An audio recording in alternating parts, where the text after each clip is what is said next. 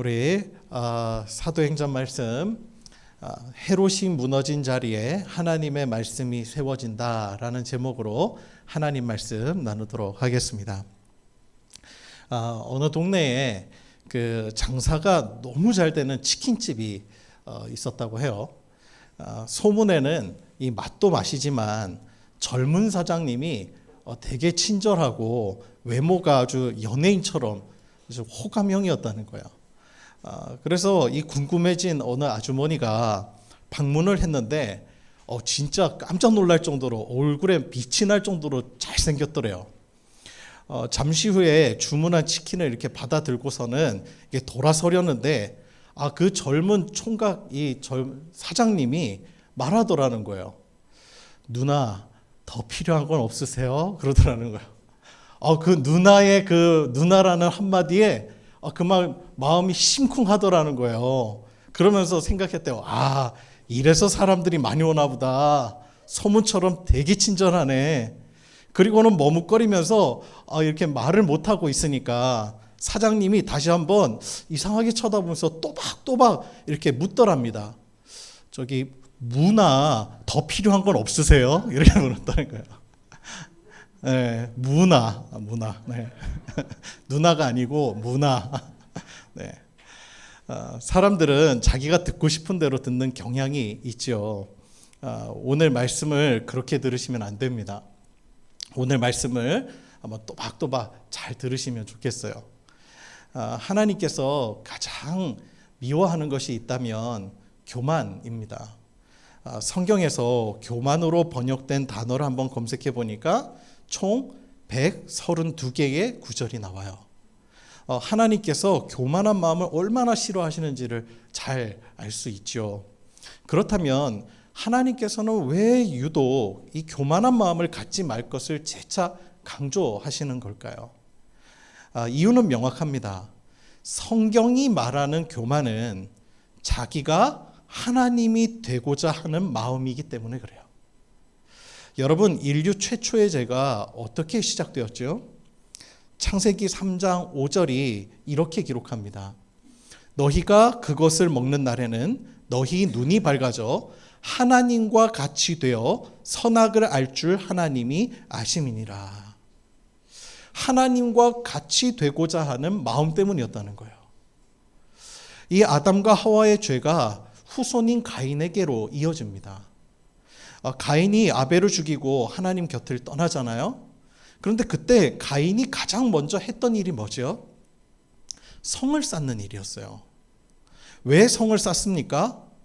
자신의 안전을 위해서거든요. 하나님께서 분명 가인에게 너를 보호하겠다라고 하는 표를 주셨지만 가인은 그것을 믿지 못하는 거예요. 여러분, 하나님을 떠난 인생이 이래요. 자기 불안에 휩싸입니다. 하나님을 떠나고 스스로 자신을 지켜줄 성을 쌓는 모습 얼마나 어리석어요. 그리고 그 성 안에서 자신이 왕이 되어서 하나님과 같이 통치자로 군림하기를 원하는 모습이 바로 가인의 모습이고 우리의 모습이에요. 그 죄가 이번에는 이 바벨탑 사건으로 이어져요. 여러분, 바벨탑을 왜 사람들이 쌓았죠? 자신들의 이름을 온 지면에 내기를 원했기 때문에 그래요. 그것은 자신들이 하나님의 위치에 서겠다는 말이죠. 하나님께서는 생육하고 번성하여 온 땅에 충만하라고 말씀하시는데 그들은 반대로 뭐라고 얘기해요? 우리가 흩어짐을 면하자고 이야기를 해요. 그러고는 하늘 끝까지 그냥 높아지려고 하는 인간의 그 마음을, 교만함을 이 바벨탑이 상징하고 있다는 거예요. 오늘 본문에 등장하는 헤롯은 교만한 사람이었습니다. 본문은 스스로 하나님이 되고자 하는 자를 어떻게 심판하시는지를 잘 보여줘요. 오늘 이러한 큰 주제를 가지고 본문을 한 절씩 한번 살펴보면서 오늘 우리의 삶에 한번 적용해 보았으면 좋겠습니다. 먼저 우리 20절의 말씀을 한번 볼까요? 20절의 말씀 다 같이 한 목소리로 봉독해 볼게요. 시작.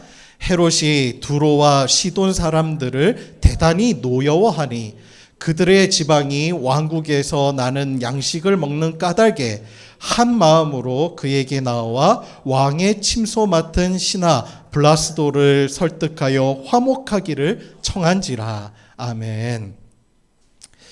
우리가 20절의 말씀 지금 보니까 두로와 시돈 사람들을 이 헤롯이 대단히 노여워했다고 이야기 나와요. 그런데 이 내용을 우리가 이해하기 위해서는 19절 하반절의 말씀을 먼저 우리가 살펴보아야 합니다.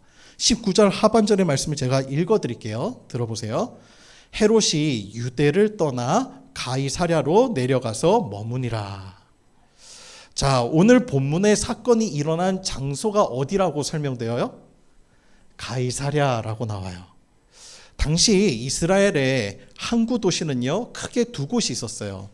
하나는 욥바, 하나는 가이사랴입니다. 이 이스라엘 해변의 대부분이 암벽이 아니라 보통 늪지였어요. 그래서 샤론 평야라고 이야기를 하지만 샤론의 꽃 들어봤죠? 그런데 대부분 늪지지대였다 보니까 항구를 만들기에 적합한 곳이 이 두 곳밖에 없었습니다. 당시 기술력으로는. 특히 가이사랴는 이스라엘과 페니키아, 우리 성경에서는 페니키아를 베니게라고 나오죠. 이 국경 근처에 있는 항구 도시였어요. 이 도시가요, 헤롯 때에 매우 크게 재건되는데 그 이유가 이 로마로 향하는 국제 항로를 신설하기에 매우 적합한 위치였기 때문입니다. 그래서 유대 땅을 관할하는 총독의 관저도 이 가이사랴에 있었어요. 헤롯은 로마와 유대 사이를 아주 줄타기를 잘하는 노련한 정치가였습니다. 원래 이 헤롯의 출신이 어디였죠? 잘 아시죠? 이두메 출신 헤롯.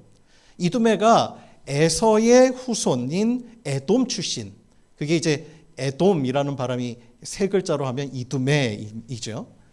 이 사람이 유대인들의 마음을 얻기 위해서 제사장의 집안과 혼인을 맺습니다. 그러니까 사실상 자신이 에서의 후손이다 보니까 반쪽짜리 유대인인 거예요. 그리고는 유대 교인이 되죠. 그리고는 예루살렘에 유대인들 마음 사기 위해서 46년간 커다란 성전을 짓습니다. 그런데 로마에는 오히려 자신이 유대 출신이 아닌 사람이라는 점을 부각시켜서 왕이 돼요. 그리고 황제, 즉 카이사르, 성경에는 가이사라고 나오죠.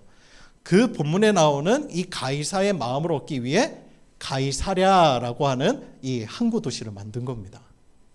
자, 그런데 문제는 가이사랴와 마주한 그 페니키아의 대표 도시인 두 도시가 오늘 본문에 나오죠. 두로와 시돈이 나와요.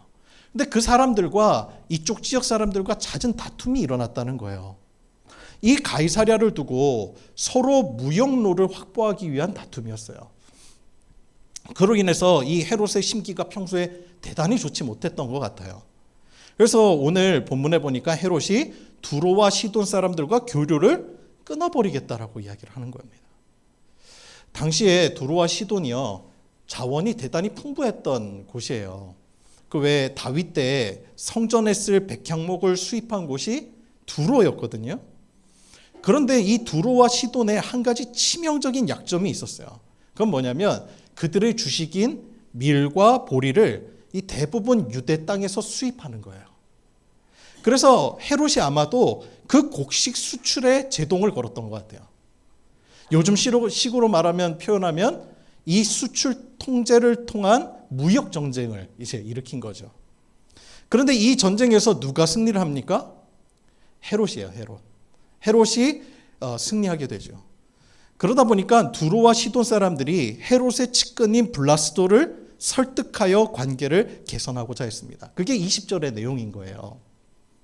이처럼 헤롯은요, 로마에게도 인정받고 기독교인들을 박해하면서 유대인들에게도 신임을 받았고, 그리고 페니키아와의 관계에서도 우위에 있었기 때문에 이 국제적으로나 국내적으로나 매우 막강한 힘과 권세를 쥐고 있던 시기가 오늘 본문의 시기였어요. 대단한 힘을 갖고 있었던 찬란한 시기였습니다. 그러니 여러분 마음이 얼마나 자신만만했겠어요. 그런 가운데 헤롯이 가이사랴에서 수많은 관중들 앞에서 이제 자신만만하게 연설을 하는 기회가 있었습니다. 21절 한번 볼까요? 우리 21절의 말씀 다 같이 한 목소리로 봉독합니다. 시작. 헤롯이 나를 택하여 왕복을 입고 단상에 앉아 백성에게 연설하니. 아멘. 고대 유대사를 기록한 요세푸스에 의하면요, 이날이 로마 황제의 생일이었다라고 이야기를 해요. 가이사의 생일. 이때 입은 왕복은 평소에 자주 입는 자주색 일상복이 아니라 아마도 헤롯이 반짝반짝 빛나는 은빛의 그 연미복을 입었을 것이다 라고 이야기를 합니다. 오전에 이렇게 해가 쫙 비추면 그 옷에 빛이 쫙 반사되어서 더욱 눈이 부시는 그 효과가 일어났다는 거죠. 그리고 수많은 관중들 앞에 자신감 넘치는 목소리로 연설을 하니까 사람들의 반응이 너무 뜨거운 거예요. 22절 한번 볼까요? 22절 다 같이 한번 봉독해 봅니다. 시작.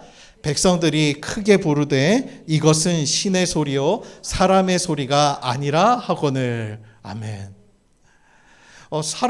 백성들의 이 찬양 소리가 들리는 거예요.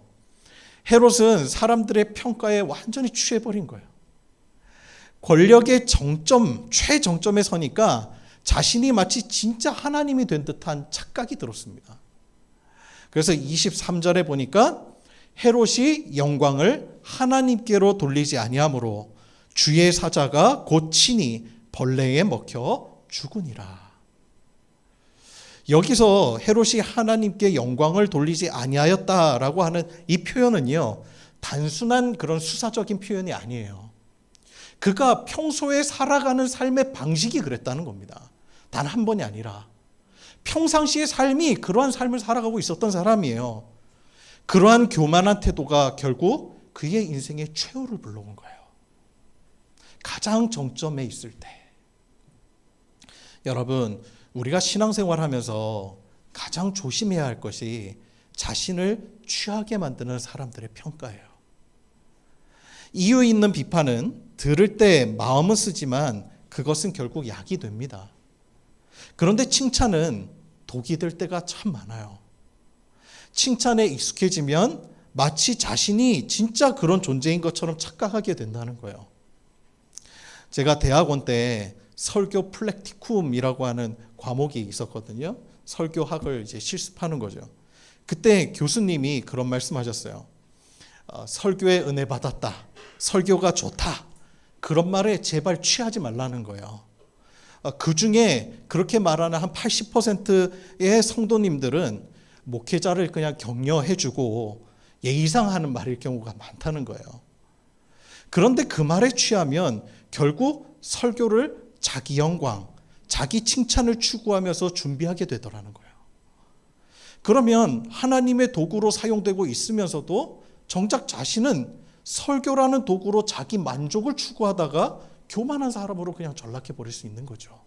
이게 진짜 무서운 거더라고요. 이게. 여러분, 그것이 어디 목사만 그렇습니까? 우리가 교회 일을 할 때도 그래요. 사랑으로 격려하고 칭찬하는 것 매우 중요한 일입니다. 그렇게 해줘야 돼요.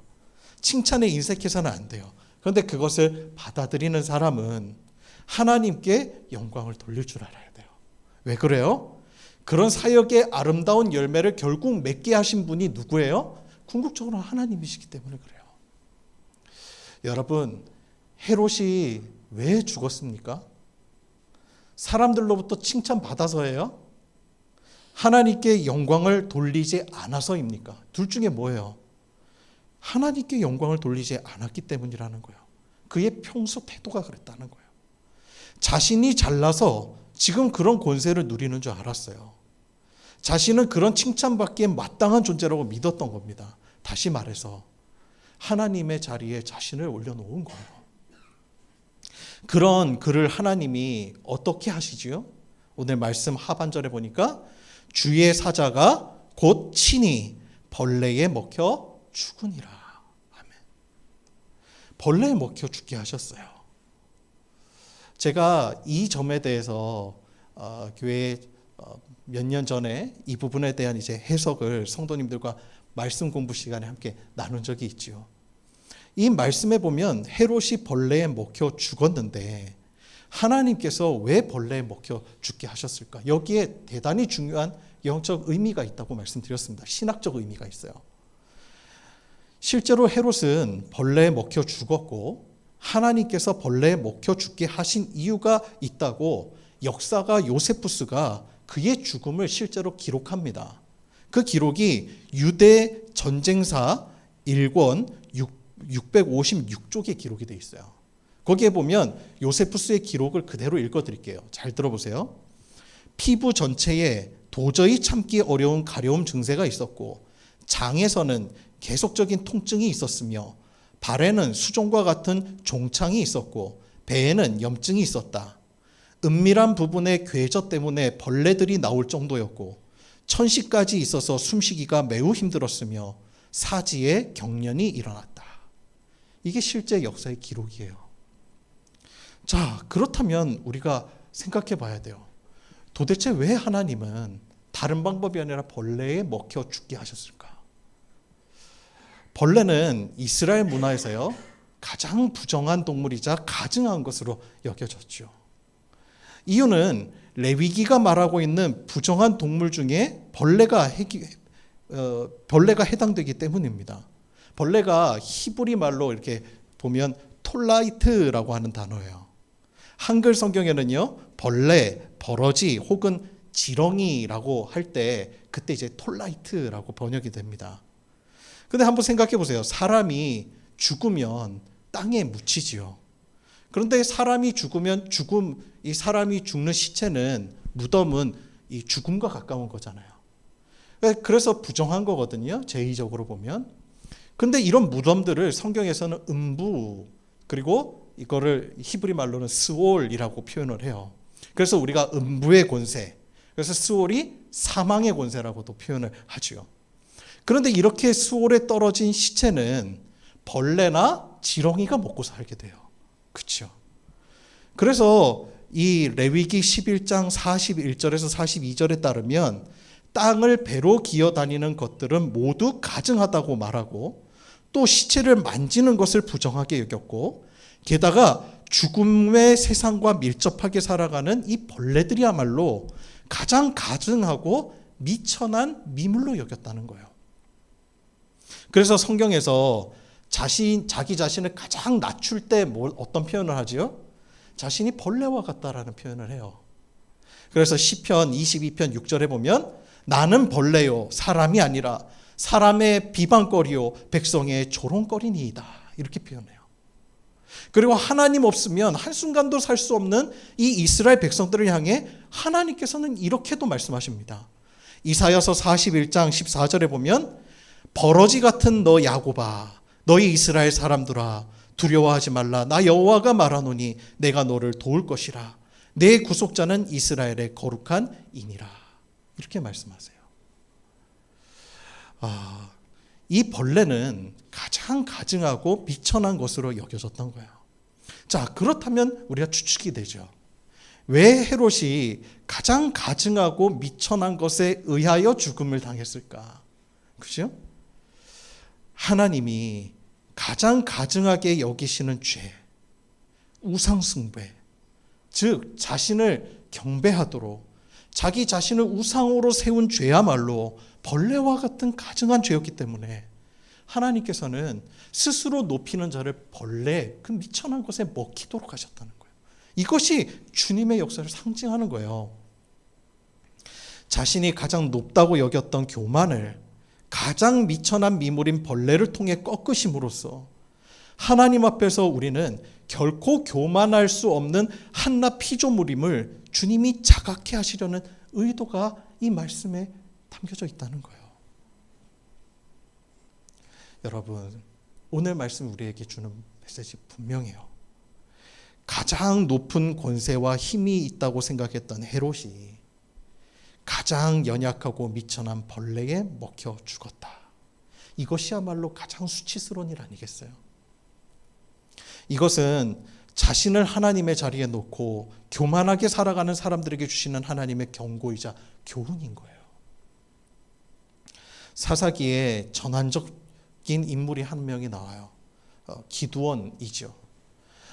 보면 이 사사기를 가만히 읽어보면 전반부에는 하나님 앞에 신실한 사사들의 명단이 쫙 나와요.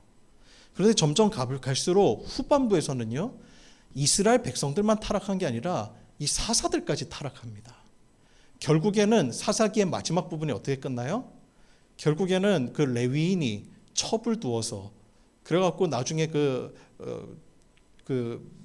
에브라임 사람들이 그 강간을 해서 윤간을 하는 바람에 그 시체를 토막내어서 서로 이스라엘 백성들끼리 싸우는 일이 일어나잖아요.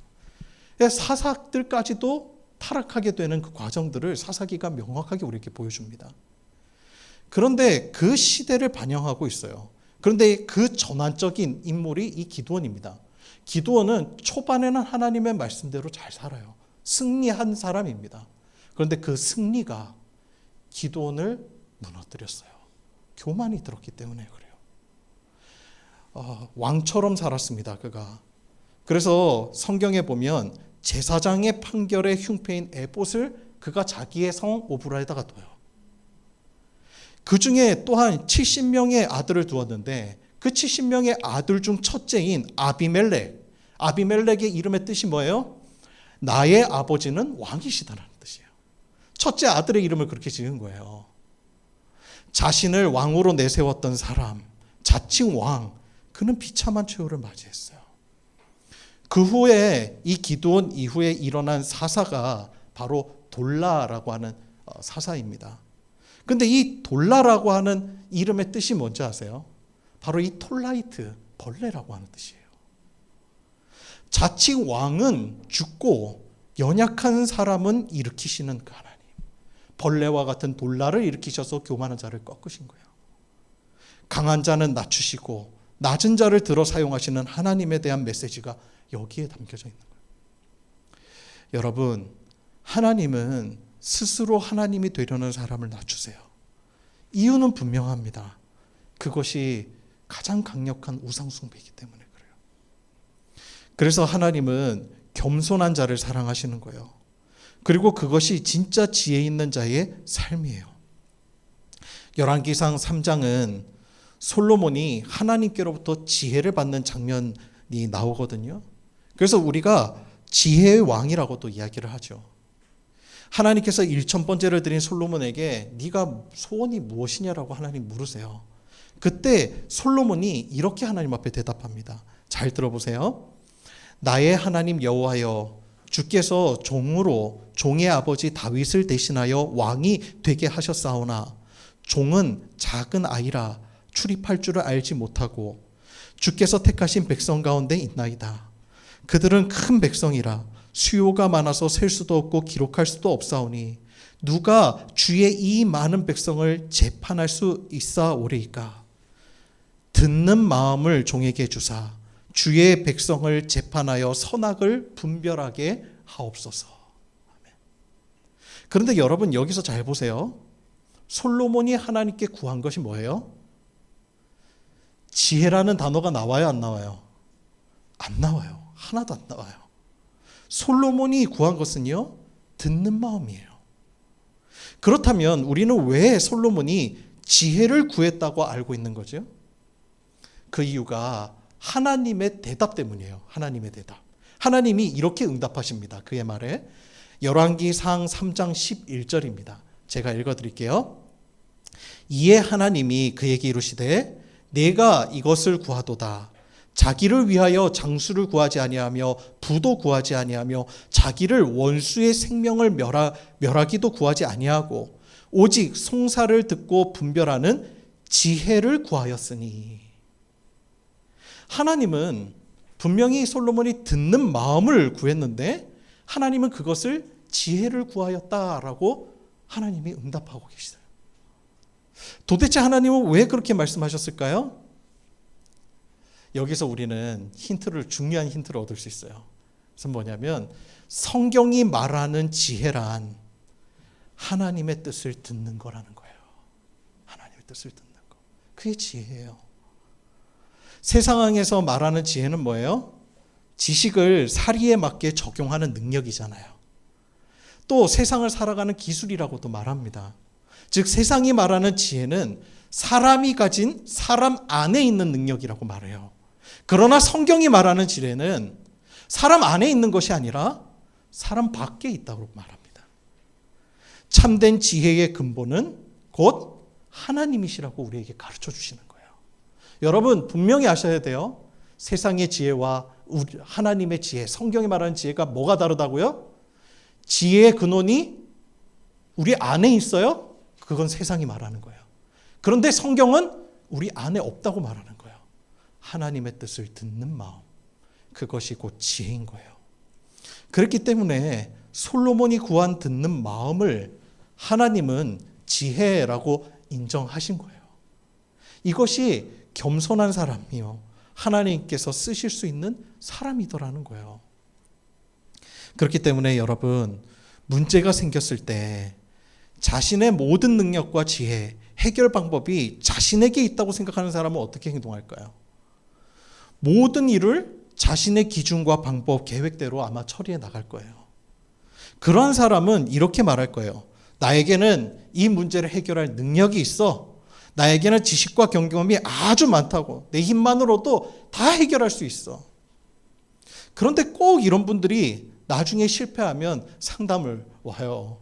그리고 말해요. 하나님은 진짜 악하신 것 같아요. 선하다면 왜 저에게 이런 실패를 주실까요? 평소에 자신의 삶이 어땠는지를 돌아보지 않는 거예요.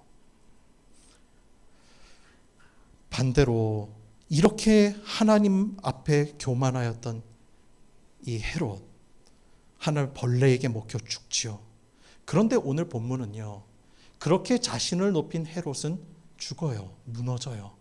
그러나 반대로 진짜 이 땅의 왕이, 이 땅의 능력이, 이 땅의 지혜가 누구에게 있는지를 오늘 본문 마지막 절은 이렇게 증명하고 있습니다. 우리 24절의 말씀 우리 함께 봉독해 볼까요? 중요한 말씀이니까요. 다 같이 봉독하겠습니다. 시작. 하나님의 말씀은 흥왕하여 더하더라. 아멘. 여러분, 사람의 힘은요, 언젠가 다 꽃이 지듯이, 풀이 마르듯이 사라집니다. 아무리 자신의 힘을 자랑한들 결국 그 힘에는 한계가 있습니다. 우리는 유한한 존재예요. 그러나 오늘 말씀이 분명하게 상반되게 우리에게 대치하여 보여주시는 말씀은 사람의 지혜는, 교만은 꺾어지지만 하나님의 말씀은 영원하다는 겁니다. 여러분, 우리의 삶에 하나님의 역사가 일어나기를 원하십니까? 하나님의 인도함을 정말 받고 싶으십니까? 그렇다면 우리가 구해야 될 것은 너무 명확해요. 하나님, 내 안에 헤롯이 무너지기를 원합니다. 내 안에 교만한 나 자신을 하나님처럼 신뢰하였던 나 자신이 무너지게 하여 주옵소서. 세상의 권세와 자기를 우상 삼던 자를 하나님은 패하시고 하나님의 말씀은 흥왕하게 하십니다. 우리가 살고 죽는 비결이 바로 이 안에 있는 거예요. 이제 우리가 앞으로 오늘 말씀을 붙잡고 기도할 때 기도해야 될 제목은 너무 분명한 거예요. 주님, 내 안에 헤롯의 소리가 사라지게 하시고 하나님의 말씀만이 남게 하여 주옵소서. 이 기도가 저와 여러분의 기도가 되기를 소망합니다. 기도하겠습니다.